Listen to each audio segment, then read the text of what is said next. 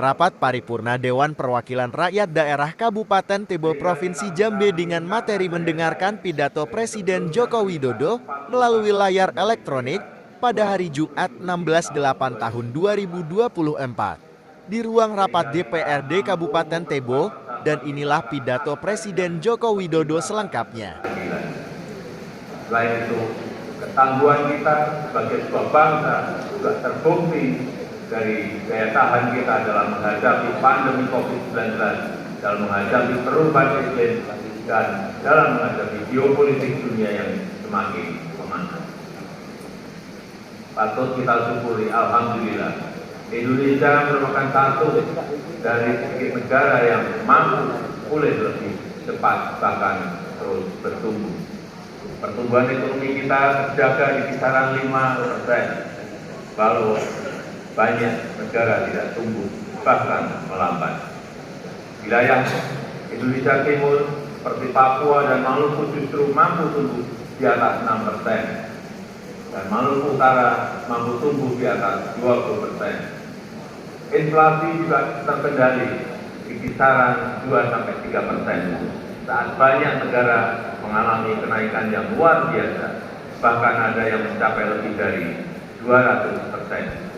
Angka kemiskinan ekstrem mampu kita turunkan dari sebelumnya 6,1% menjadi 0,8% di tahun 2024. Angka stunting juga mampu kita kurangi dari sebelumnya 37% menjadi 21,5% di tahun 2023. Dan tingkat pengangguran juga mampu kita tekan dari sebelumnya 5,7% menjadi 4,8% di tahun 2024. Upaya perlindungan bagi masyarakat ekonomi bawah juga telah memberi manfaat luas bagi masyarakat.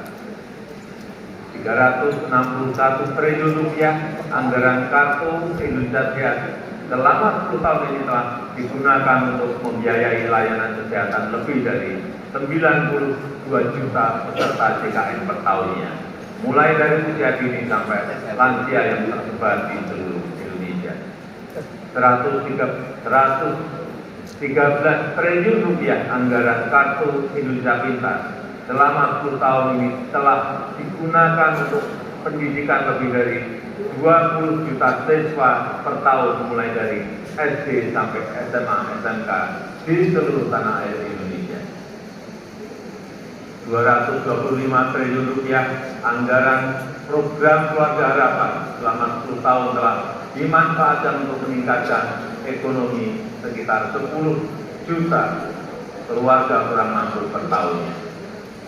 Dan 60,3 triliun rupiah anggaran prakerja selama 5 tahun telah dimanfaatkan untuk menambah keahlian 18,8 juta pekerja yang tersebar di seluruh tanah air Indonesia. Ini adalah pembangunan yang kita cita-citakan bersama, pembangunan yang menyentuh semua lapisan masyarakat, pembangunan yang memberi dampak bagi masyarakat luas, dan pembangunan yang membuka peluang untuk tumbuh bersama-sama. Bapak Ibu, saudara-saudara bangsa dan tanah air, di sisi lain kita juga telah mengambil langkah besar untuk meningkatkan produktivitas dan nilai tambah dengan tidak lagi mengekspor bahan mentah, tapi mengolahnya dulu di dalam negeri. Kalau banyak negara lain yang menggugat, menentang, bahkan berusaha menggagalkan, tapi kita sebagai sebuah bangsa yang berdaulat, sebagai bangsa yang besar, kita tidak goyah, bahkan terus maju untuk melangkah. Dimulai dari nikel, boksit, dan tembaga yang akan dilanjutkan dengan prima, serta sektor potensial lainnya seperti perkebunan, pertanian, dan kelautan. Alhamdulillah, sampai saat ini telah terbangun smelter dan industri pengolahan untuk nikel, boksit, dan tembaga yang membuka lebih dari 200.000 lapangan kerja dan meningkatkan pendapatan negara lebih dari 158 triliun rupiah selama 8 tahun ini. Kita ingin kekayaan yang ada di negeri ini, anugerah Allah Subhanahu wa Ta'ala, untuk negeri ini dapat dikelola sebesar-besarnya untuk kepentingan rakyat, dapat dimanfaatkan semaksimalnya untuk kesejahteraan rakyat. Oleh sebab itu, kita juga telah mengambil aset kita kembali yang selama puluhan tahun dikelola oleh pihak asing, yang selama puluhan tahun diambil manfaat besarnya oleh pihak asing, seperti Freeport, Grobogan, dan Newmont. Alhamdulillah, semuanya itu bisa kita ambil alih kembali.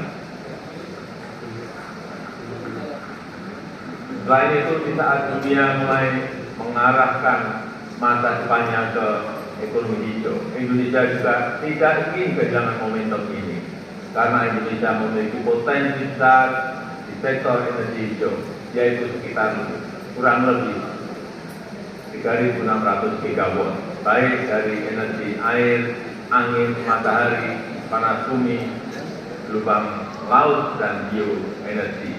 Sehingga kita terus konsisten mengambil bagian dalam langkah dunia melakukan transisi energi secara hati-hati dan bertahap, karena transisi energi yang ingin kita wujudkan adalah transisi energi yang berkeadilan, yang terjangkau dan mudah diakses bagi masyarakat.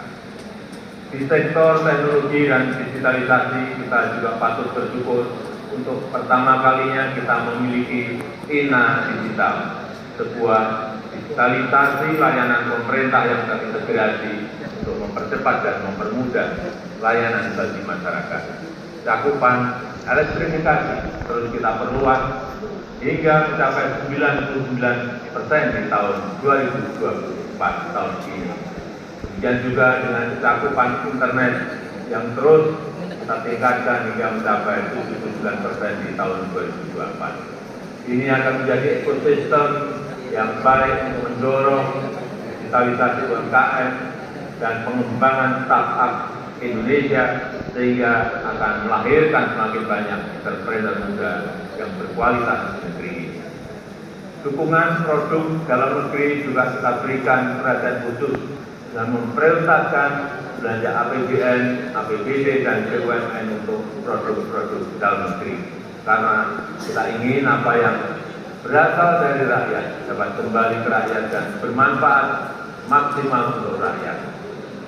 Di bidang hukum, kita juga patut bersyukur setelah 79 tahun merdeka, akhirnya kita memiliki kitab undang-undang hukum pidana yang baru. Sebagai upaya memodernisasi hukum Indonesia, serta undang-undang cipta kerja yang merevisi 80 undang-undang dan 1.200 pasal. Sebagai upaya untuk meregulasi peraturan yang tumpang tindih. Kita juga sudah memiliki undang-undang tindak pidana kekerasan seksual, memberikan perlindungan yang nyata, yang kuat, terutama bagi perempuan dan anak-anak. Bapak, Ibu, dan saudara-saudara sekalian bangsa dan tanah air, ini adalah hasil kerja keras kita bersama. Ini adalah fondasi besar kita bersama. Ini adalah bukti bahwa persatuan kita, bahwa kerukunan kita, bahwa kerja keras dan kegotong royongan kita dapat membawa Indonesia lompat lebih tinggi lagi. Oleh sebab itu, saya sangat menghargai, sangat mengapresiasi dukungan dan kerjasama seluruh lembaga negara dalam menopang lompatan kemajuan Indonesia. Mulai dari MPR RI yang telah berperan aktif memperkokoh ideologi negara, memperdalam rencana penyusunan pokok-pokok haluan negara dan menjaga silaturahmi antar tokoh-tokoh bangsa.